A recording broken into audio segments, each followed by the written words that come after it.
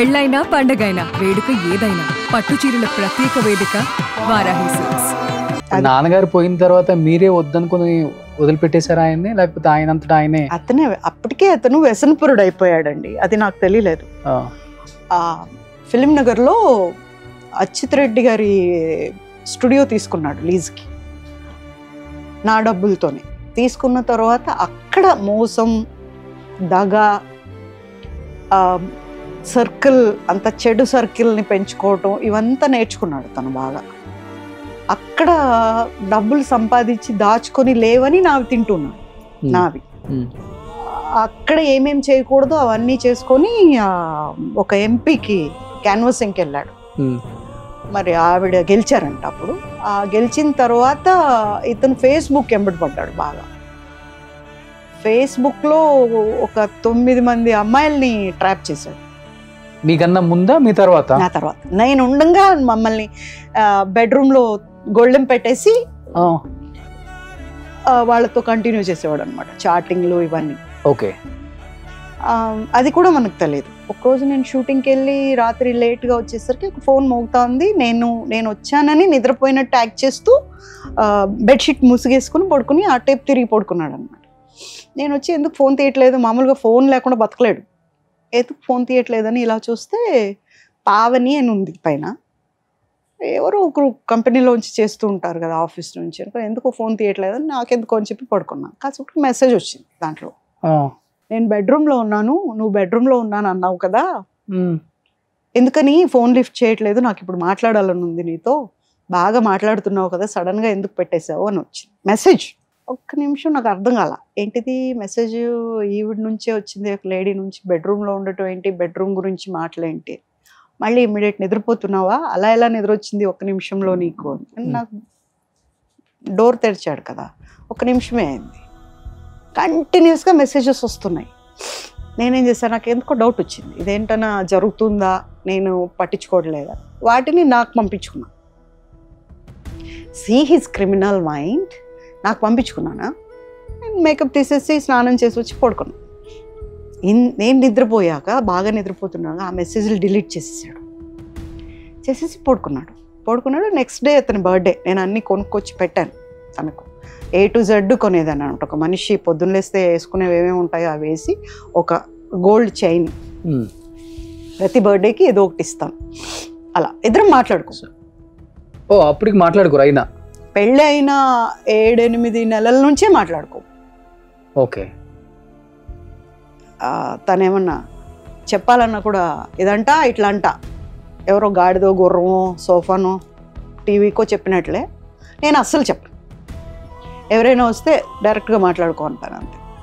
అట్లా ఇతను అప్పులు చేసినప్పుడు నేను భగవద్గీత చదవటానికి పైకి వెళ్తే ఫస్ట్ ఫ్లోర్లో ఉండేవాడు. 3rd ఫ్లోర్కి వెళ్ళేసరికి గొళ్ళెం పెట్టేసి వెళ్ళా బయట. నేను లేడు, 1 గంట 2 దాకా లేవుడు అనమాట. మార్నింగ్ 3-4కి వస్తాడు. నేను వెళ్ళేసరికి వాడు ఎవడో వచ్చి తలుపు తీసేసి లోపల ఉంటాడని తెలిసేమో, మరి లోపలికి వెళ్ళి ఉతికేసి వెళ్ళాడు అంటాడు, బాగా కొట్టేశాడు. అంతకుముందు ఒక యాక్సిడెంట్ అయింది. యాక్సిడెంట్ అయితే ఇక్కడ తల పగలు కొట్టారు, ఇలా చీలిపోయింది. అతన్ని లాస్ట్లో కొన ఊపిరితో ఉంటే తీసుకొని వెళ్ళిపోయాయి, అపోలోలో అడ్మిట్ చేశారు. అక్కడ డాక్టర్ దగ్గర ఇతను కూడా ఉంటారు కదా, చిల్లర గ్యాంగ్, వాళ్ళు ఏదో డాక్టర్స్ని చెడ్డ మాటలు తిట్టారంట. వాళ్ళు మేము అడ్మిట్ చేసుకొని పోండి అని బయటపడేశారు.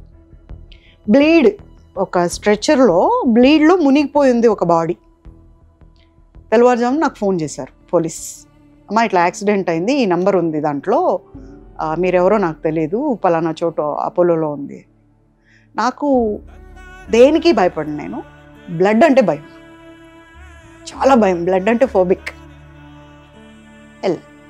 వెళ్తే నాకు ఫోన్ చేసిన అబ్బాయి, ఒక అబ్బాయి ఉన్నాడు, రామోజీరావు గారు ఏమన్నాడో ఏదో అబ్బాయి, వదిన ఇక్కడ ఉన్నాడు రండి అని చెప్పి తీసుకెళ్ళాడు. ఏమైంది చెప్పు అంటే, ఏం లేదు, చిన్న ప్లాస్టర్ వేశారు. లోపలికి వెళ్తే ఒక రక్త మడుగులో ఒక బాడీ ఉంది, ఇంకా ఏం చేయలేదు, అక్కడ ఉంది, పడుంది. ఇలా చూస్తూ ఉన్నా నేను, అంత లోపలికి ఎంటర్ అవుతూ. అక్కడ ఫస్ట్ పేషెంట్ అని ట్యాగ్స్ వేలాడేస్తున్నారు. లోపలికి వెళ్ళి ఎందుకు ట్రీట్మెంట్ చేయలేదంటే, మనుషుల మేడం, అతని చుట్టూ ఉన్నోళ్ళు మమ్మల్ని ఎన్ని బూతు మాటలంతా తిట్టారు, మాకు అక్కర్లేదు ఇలాంటి పేషెంట్ అని చెప్పి యాక్చువల్గా నాకు సిజేరియన్ అయింది అపోలోలో, నా డాక్టర్ ఉంది అక్కడ. పరిగెట్టుకొని వెళ్ళి అమ్మ ఇట్లా అయింది, యాక్సిడెంట్ అయిందంట, చూసుకోకుండా అలా పెట్టాను, నువ్వు పదా నేను వస్తాను. వచ్చేసరికి అక్కడ ఉన్నాడు డ్యూటీ డాక్టర్. మీరు డాక్టరా, కనిపించలేదా అన్నాడు. కనిపిస్తుంది, అక్కడ రాసింది కూడా కనిపిస్తుంది, ఫస్ట్ పేషెంట్ అని. దాని అర్థం తెలుసా మీకు? ఎటువంటి పరిస్థితుల్లో ఉన్నా, ఏమైనా డబ్బు ఉన్నా లేకపోయినా ఫస్ట్ పేషెంట్ని చూడాలి. ఇప్పుడు అతనికి ఏమన్నా చచ్చిపోయాడు, నువ్వు ఇస్తావా నాకు? నేను నీకు బ్లాంక్ చెక్ ఇస్తా, నువ్వు నాకు ఇస్తావా? పిలవండి ప్రతాప్ రెడ్డి గారిని మాట్లాడతాను. పెద్దగా గొడవ చేసేసరికి మా డాక్టర్ వచ్చి ఇమ్మీడియట్గా తీసుకెళ్ళి లోపలికి వెళ్ళి అంతా చేసి ఇచ్చేస్తే రోడ్డు మీద యాక్సిడెంట్ అయినందుకు అతనికి ముందు నుండి లేనిపోని వ్యసనాలు ఉన్నాయేమో నాకు తెలీదు. అక్కడ అతనికి ఏదో డిసీజ్ ఉంది అని బయటపడింది. ఏం డిసీజ్ ఉంది? ఏదో పేరండి నాకు తెలియదు. మొత్తానికి మనం దగ్గరికి వెళ్ళకూడదంట, మాస్క్ వేసుకోవాలి, గ్లౌజ్ వేసుకోవాలి, ఇట్లా ఏదో చెప్పారు. మీరు అసలు దగ్గర ఉండొద్దని, బాబుని అసలు దగ్గరకు పంపించదండి అని చెప్పారు. అక్కడ ఉంది పడింది ఎవరు, మీ వారేనా? ప్లీజ్ అండి మీరు ఏమైనా అనండి, నేను మాట్లాడతాను, కానీ వారు హస్బెండ్ అని మాత్రం అతను, ఓకే? అతని పేరు విజయ్ గోపాల్, ఓకే? అతను అనండి దయచేసి, మీరు ఏమనుకోవద్దు. నాకు అసలు అప్పుడు ప్రేమే లేదా అంత దూరం వెళ్ళి అంత గొడవ చేశారా ఆయన గురించి? మరి అప్పుడు అంటే సిచ్యుయేషన్ ఏంటి అంటే, చావు బతుకుల్లో ఉన్న ఒక మనిషి, మానవత్వం ఇంపార్టెంట్ ఫస్ట్, దాని తర్వాత ఏమైనా నువ్వెంత తెలుసుకుందాం అంటే తర్వాత. బట్ అక్కడ కండిషన్లో ఇతను బిలాంగ్స్ టు నేను అనేది అక్కడ ఎంటర్ అయి ఉంది, ఒకటి. రెండు, ఒక మనిషి రక్తంలో కొట్టుకుంటున్నాడు. నేను అలాంటి కల్చర్లో రాలా. ఏమైనా సరే ముందు హెల్ప్ చేయాలి. మేము అప్పటికీ మాట్లాడాం, అంత ట్రీట్మెంట్ చేసాం. మా అమ్మ నాన్న వచ్చారు, మా అక్క వచ్చింది, అందరూ చూశారు, అంతా చేశారు. అంతా అయిపోయి ఇంటికి తీసుకొచ్చాం. 1 సంవత్సరం లేట్ ఇతను ఏదో ఆపరేషన్ చేశారు 8 గంటలని, 6 గంటలో వస్తామని 8 గంటలు అయింది ఆపరేషన్ నుంచి బయటికి రాలా. అప్పటికి మా అమ్మ వాళ్ళు వచ్చేసారు. ఎలా ఉన్నావు అమ్మ అన్నారు. అంతే, అలా కూలిపోయా. భయం, బ్లడ్ అంటే భయం, హాస్పిటల్ అంటే భయం నాకు. అప్పుడు ఇంటికి తీసుకొస్తే సంవత్సరం అన్నోని 3 నెలల్లో నుంచోబెట్టా. తనకు పెట్టిన తిండి కానివ్వండి, ఏమైనా కానివ్వండి, అలా చేసి చాకిరీ అంటారు కదా, నేనే దగ్గర నుంచి చూసుకున్నారు. నేనే బాత్రూమ్ వెళ్తే కూడా నేనే, మాట్లాడకపోయినా నేనే చేస్తే లేచి నుంచి మూడో నెలలో ఏంటి ఏదో పెద్ద పొడిచానని చెప్పి ఎగేసుకుంటున్నావు, ఏం చేసావు నువ్వు నాకు అన్నాడు. నాకు ఒకటే అలవాటు అండి చిన్నప్పటి నుండి. ఇప్పుడు నేను మీకు ఏమైనా చేశాను అనుకో, నేను చేశానని ఎవ్వరికీ చెప్పను, నాకు చెప్పుకునే అలవాటే లేదు. ఎందుకంటే అంతే, అది చెయ్యాలన్నాం, చేసాం, అంతే. కామ్గా ఉన్నాను. ఒక అతను వచ్చాడు, ప్రొడ్యూసర్ అని. నేను I was with half hands dress, నైటీలో ఉన్నా. అటు ఇటు నా ఇల్లు అండి, నా ఇంట్లో నేను తిరుగుతున్నాను.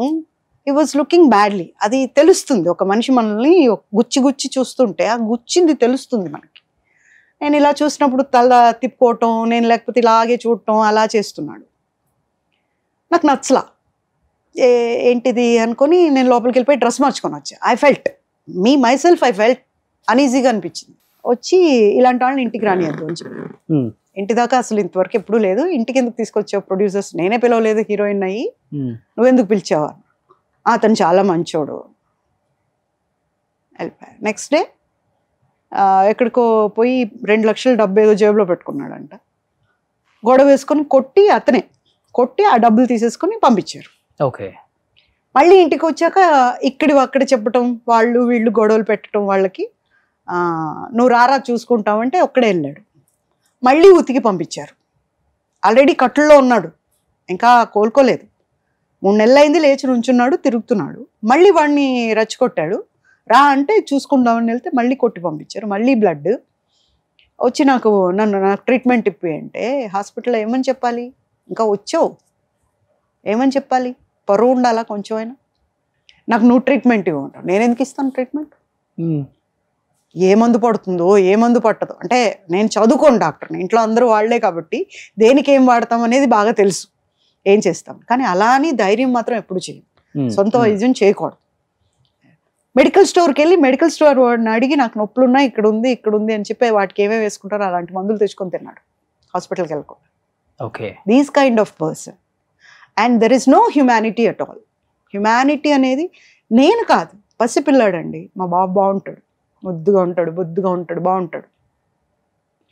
ఎవరైనా ఒక్కసారి చూస్తే కళ్ళు తిప్పుకోరు, బాబుని ముట్టుకోకుండా అవుతారు. అలాంటిది బాబు కోసం కూడా స్పందించలేదు అంటే ఎందుకండి జన్మ? ఒక్కరోజు కూడా ఎత్తుకో, ఒక్కరోజు కూడా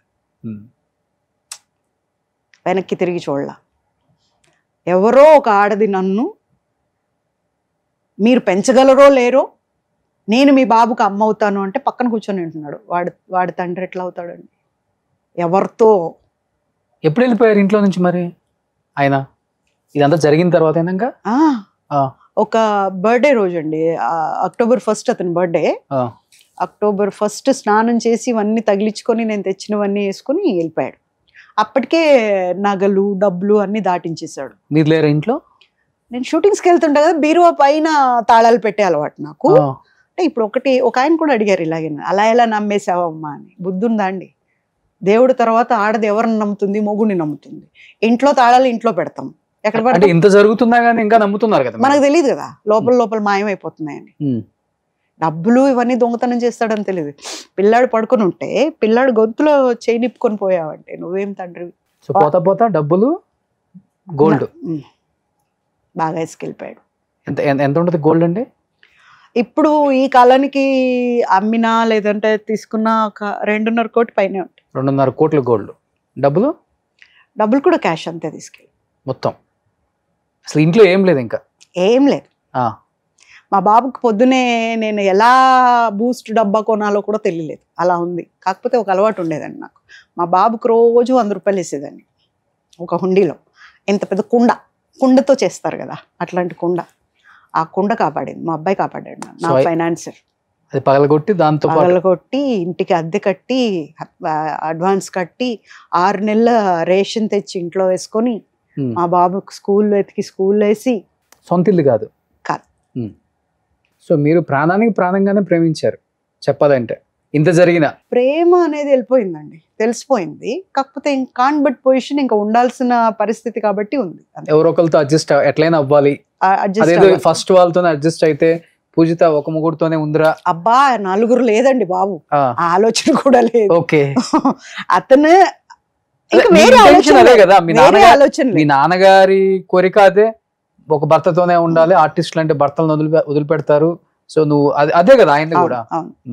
బట్ మీ తర్వాత ఎంతమందిని మోసం చేశారు ఆయన? ఇంకా మరి 8 మందిని. అబ్బా.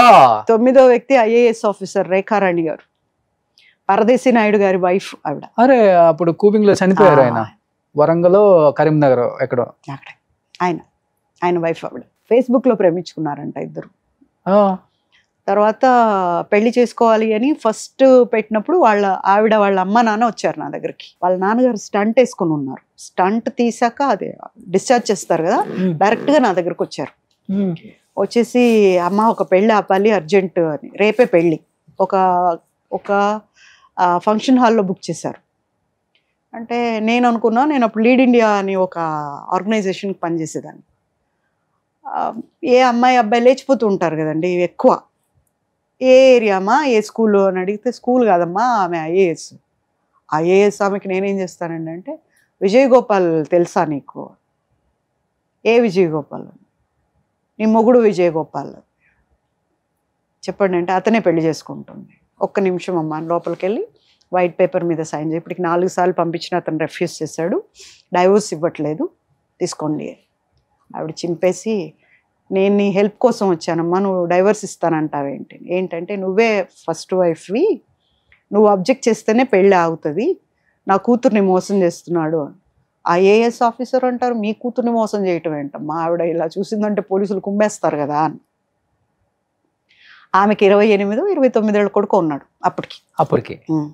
నేను నోరు తెరిచా, ఏంటి అంత పెద్ద కొడుకుంటే పెళ్లి చేసుకుంటుందా అంటే, చేసుకుంటుందా కాదమ్మా, ఇంకాసేపట్లో పెళ్ళి అయిపోద్ది. అప్పుడు నేను షీ టీమ్స్లో బుక్ చేశాను. వాళ్ళే దగ్గరుండి గైడ్ చేశారు. బుక్ చేస్తే ఇది ఉంటుంది కదా, రిజిస్టర్ ఉంటుంది, దాంట్లో పేజే చింపేశారు వాళ్ళు. ఆ రోజు మండపం బుక్ అయింది అన్నది పేజే చింపేశారు. ఇది ఉండకూడదు, ఎవిడెన్స్ ఉండకూడదు. 3 రోజుల తర్వాత IPS గారింట్లో ఆవిడ చేశారు వాళ్ళిద్దరికి పెళ్ళి. ఓకే, ఇంత జరిగిందని తెలిసినా కానీ ఆమె కూడా పెళ్లి చేసుకున్నారు. అంతా తెలుసు ఆవిడికి, అంతా తెలుసు, వీళ్ళందరికీ తెలుసు. వీళ్ళంతా ఒక గ్యాంగ్ అండి. ఒక ఎంపీ, ఐఏఎస్ ఆఫీసర్, వాళ్ళ అమ్మ వాళ్ళ చెల్లి, వీళ్ళందరికీ బినామీ ఇతను. వాళ్ళ ఆస్తులన్నీ వీడి పేరున్నాయి. ఓకే. సో అవి కాపాడటానికి ఆటోమేటిక్గా వీళ్ళు కాపాడతారు.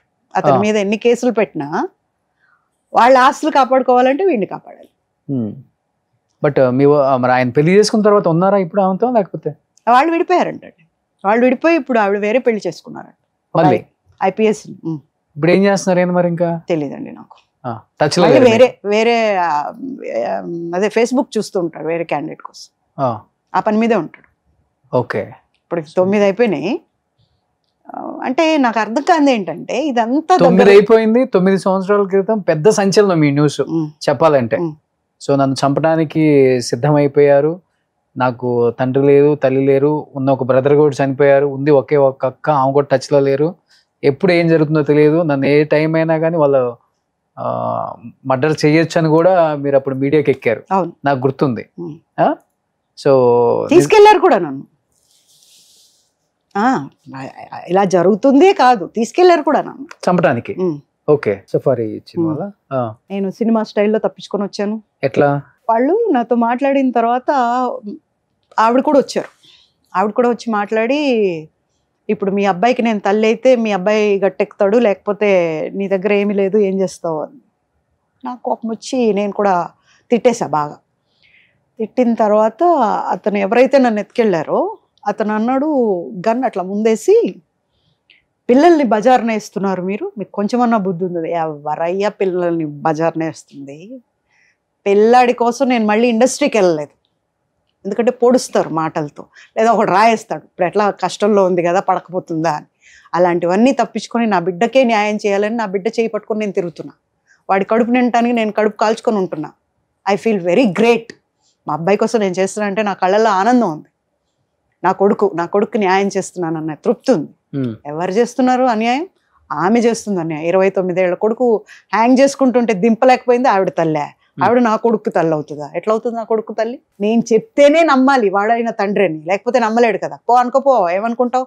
ఆడదాని మీదగా అన్నాడుగా అక్కడికి, నాకు ఇంకొక పెళ్ళయింది అని ఒక మీడియాలో చెప్పాడు, నాకు ఇంకొక పెళ్ళయింది. నేను అన్నా, ఫోన్లో వీడు ఎట్లా లేడు, వాడినన్నా రమ్మనండి, అప్పులు కట్టుకుంటాడు, నాకు జరుగుబాటు కూడా లేదు కదా, కనీసం మమ్మల్ని అయినా చూస్తాడు. మీడియా ఆయనైతే కెమెరా కింద పెట్టేసి నవ్వుతున్నాడు, పాప నువ్వు మారవా అని. ఎందుకు మారాలి? ఉంటే మారాలి, అంతే కదా. ఇప్పుడు ఒకటి లేడంటే ఇంకోటి వస్తే మంచిదే కదా, జరిగిపోతుంది. మీకు ఇంకొకటితో పెళ్ళయిందని ఏడన్నా ఏడి మరి అన్నా, పెళ్ళైన అన్నేడి? ఇప్పుడు నువ్వు లేవుగా, వచ్చేస్తా, పరిగెత్తి రావాలి కదా, ఒకతే ఉందని. రాలేదే.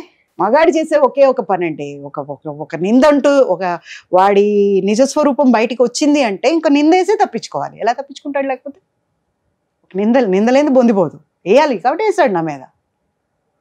నేను ఒకటే అన్నా, రమ్మనండి పోనీ, ఇప్పుడు ఇతను లేడు కదా, ఫ్రీ వేకెన్సీ ఉంది, రమ్మనండి, నాకు ఇష్టమైతే యాక్సెప్ట్ చేస్తా కదా. ఎవడోడు రాలేదే. ఎన్ని రోజుల నుంచి నా కష్టాన్ని నమ్ముకొని, ఆ కష్టంలో నేను మా అబ్బాయికి ఫీజు కట్టేటప్పుడు అండి ప్రతిసారి నేను ఏడ్చేదాన్ని. మా కర్మకు తగ్గట్టు 10వ క్లాస్లో బాబుకు ఒక ప్రాబ్లం వచ్చింది, స్కూల్ వాళ్ళది ప్రాబ్లం, కానీ మా అబ్బాయి ఉన్నాడు దాంట్లో. మళ్ళీ 12th వచ్చేసరికి ఇంటర్ సెకండ్ ఇయర్లో కాలేజ్ ఫీజు అంతా కట్టించుకొని క్లోజ్ చేసి పారిపోయారు. 20 రోజులు ఉన్నాయి ఎగ్జామ్స్. అప్పుడు మళ్ళీ హైకోర్టుకి వెళ్ళి తల్లిదండ్రులందరినీ ఏకం చేసి రోడ్ల మీద కూర్చొని ధర్నాలు చేసి అంత చేసి వాళ్ళకి నేను ఫీజు కట్టించారు అని చెప్పి ఆర్డర్ తెచ్చి ఎగ్జామ్స్ కండక్ట్ చేయించా. ఎక్కడికి వెళ్ళినా ప్రాబ్లమ్స్ అన్నీ ఫేస్ చేస్తూ వస్తున్నాం. మా బాబు కోసం ఏమేం చేయలేదు, అన్నీ చేశా. చెడ్డ పనులు కాదు అన్నీ.